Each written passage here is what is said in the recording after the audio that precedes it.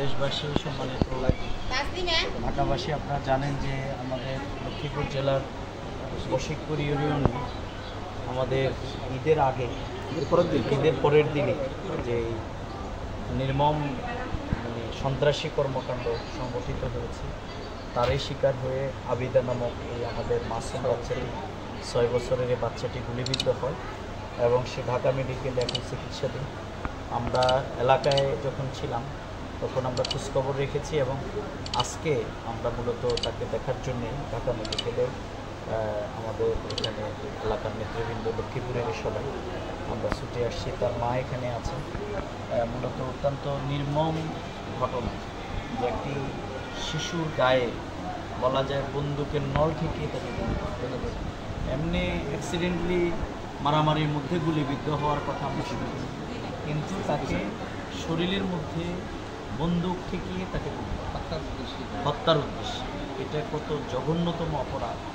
তো এটির জন্য মামলা হয়েছে ইতিমধ্যে এবং ফ্যামিলির পক্ষ থেকে আসামি করা হয়েছে।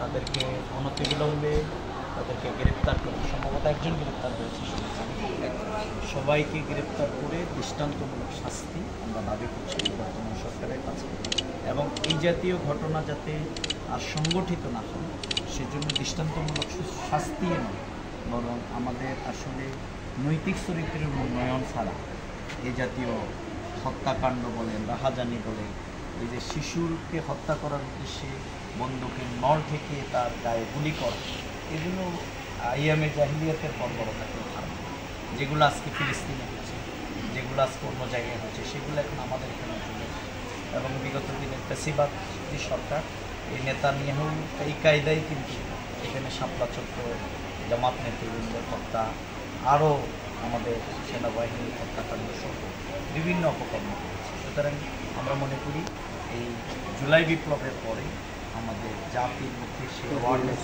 করবার জন্য নৈতিক চরিত্রের একটি উন্নয়ন এবং আমাদের প্রশিক্ষণের পাশাপাশি সামাজিক আন্দোলন, এগুলো যখন আমাদের বিগত দিনের সমস্যা এবং সংকট দুটি ছিল, একটি হচ্ছে দুঃশাসন আর একটি হচ্ছে দুর্নীতি।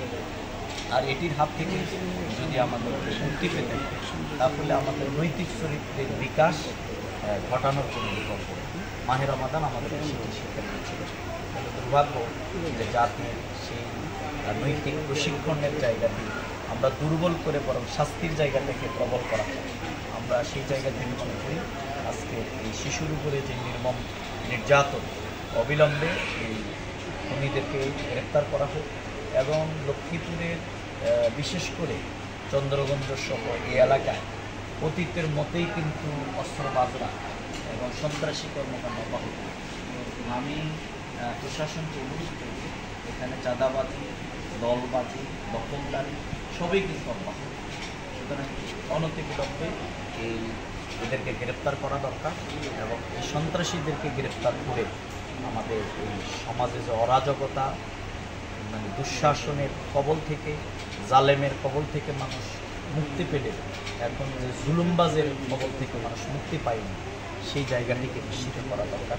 আমরা আবারও আমাদের এই ছোটো সোনামণির প্রতি আমরা সমবেদনা এবং আল্লাহর কাছে দোয়া করছি, আল্লাহ তাআলা তাকে সুস্থতার নিয়ামত দান করুন এবং পরিবারকে এই কষ্ট সইবার তৌফিক দান করুন এবং সামর্থ্যবানদের এই পরিবারকে আমি যতদূর জেনেছি সামর্থ্যের রেখে দূরে করুন।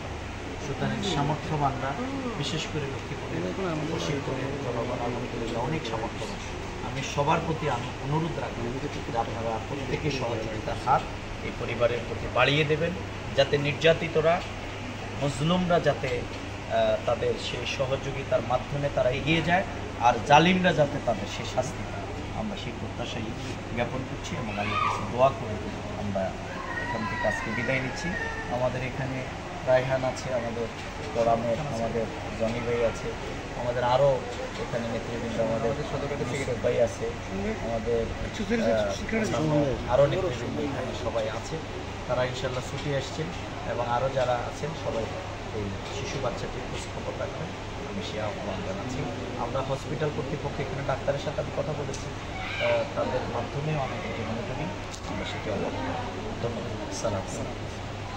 একটু ভালো থাকো, আল্লাহ ভালো। ঠিক আছে আপা, আল্লাহ হাফেজ। ইয়ে কোথায় ওর আপনি কোথায়? আচ্ছা দোয়া করবেন আপনি। সমস্যা